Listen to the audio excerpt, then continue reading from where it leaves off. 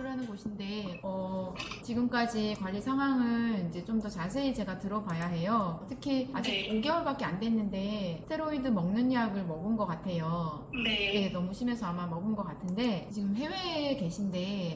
지역이 어디신가요? 뉴질랜드요. 아, 네, 뉴질랜드. 뉴질랜드에서 블로그 보고 오셨네요. 아는 언니가 소개시켜줬어요. 그럼 아이가 이제 5개월밖에 안 됐는데 저렇게 심했을 때는 원인이 있을 텐데 그 원인은 네. 제가 상담하면서 좀 찾아볼 거예요. 예, 네. 찾아볼 건데 자연 치유에 네. 대한 어떤 니즈가 좀 있으신가요? 네.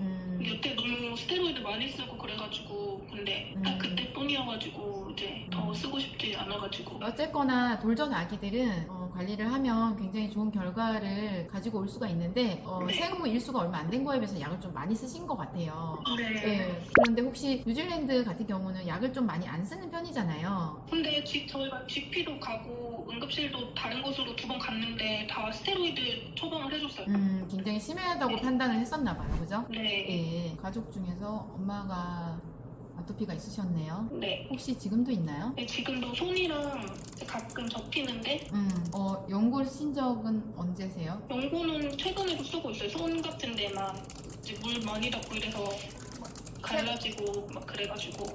근데 생각해보니까 모유수유할 때 그 약 발라도 되는지 제가 체크를 안 했던 것 같아요. 모유할 때 엄마가 스테로이드를 바르면 네. 아이한테 그 성분이 전달이 돼요. 예전에 어떤 케이스가 있었냐면 아이는 아토피가 없었어요. 근데 엄마가 아토피였거든요. 아토피가 어렸을 네. 때부터 쭉 있어왔던 아토피였어요, 엄마가. 네. 근데 이제 아기 때부터 성인 아토피로 이어졌다 보니까 옛날에는 더더욱 아토피에 대한 치료 방법이 더 없었잖아요. 네. 그래서 요즘보다 더 많은 스테로이드를 쓸 때였어요. 네. 그래서 거의 엄마의 지문이 없어질 정도로. 그러니까 고등학교 때부터 음. 아토피가 심해서 스테로이드를 많이 쓰다 보니까 지문이 없어서 네. 주민등록증을 못 만들 정도의 그런 심각한 상태였거든요. 그래서 그 네. 엄마가 완정을 하게 된 거죠. 네. 그래서 네. 당연히 이제 계속 스테로이드만 쓰다가 완정을 네. 하게 되니까 스테로이드를 끊었을 거 아니에요. 네. 딱 끊고 나니까 아기가 아토피가 확 올라오는 거예요. 아기가 그때 돌이 안 된 갓난 아기였거든요. 네. 엄마가 모유를 먹이고 있었어요.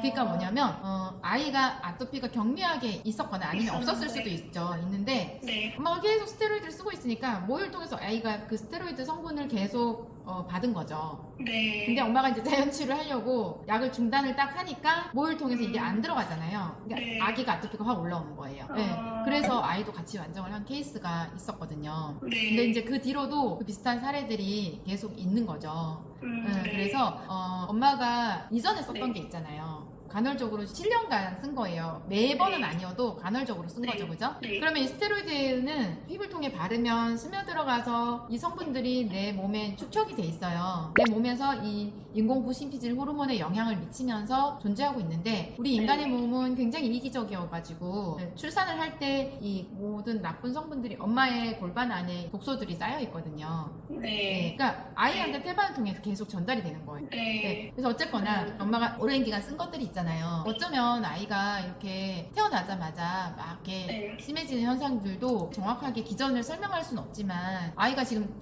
태어나서 한 달째부터 쭉 이렇게 있어 오는 아이들은 굉장히 심한 거예요, 아토피가. 이런 경우가 이렇게 흔하진 않거든요. 네. 근데 같은 경우에도 아마 약간의 그런 영향도 미치지 않았을까라는 생각도 들고요. 또 지금 태어나서 제가 쭉 들어봤을 때 네. 먹는 스테로이드까지 간 이유가 아마 기질이 굉장히 심해서인 것 같기도 해요. 그 기질이 심하다는 뜻은 반응하는 음식도 많을 수 있다는 뜻이거든요. 근데 이제 네. 모유를 하고 계시니까 초반전에 네. 엄마가 먹거리 관리를 안 했다고 하셨잖아요. 네. 초반전에 먹거리 관리를 안 했기 때문에 반응하는 음식들이 모유를 통해서 계속 아이한테 전달이 됐던 거죠. 근데 그걸 네. 먹고 아이는 피부가 굉장히 심해졌던 이유도 또 하나가 있는 거예요. 아까 인스턴트 패스트푸드도 먹었다고 하셨고 밀가루나 뭐 가리지 않고 다 먹었다고 했잖아요. 네. 그 수많은 음식들 중에 아이가 반응하는 음식들이 또 있었을 거예요. 네. 그래서 어렵고 힘든 과정일 수 있지만 그래도 완전히 그나마 좀 도움이 되지는 않을까라고 저는 예상을 하고 기대를 해요. 네. 근데 아토피 자체가 과정이 힘들어요. 그래서 그걸 네. 좀 지금도 굉장히 마음도 힘드시잖아요. 그죠?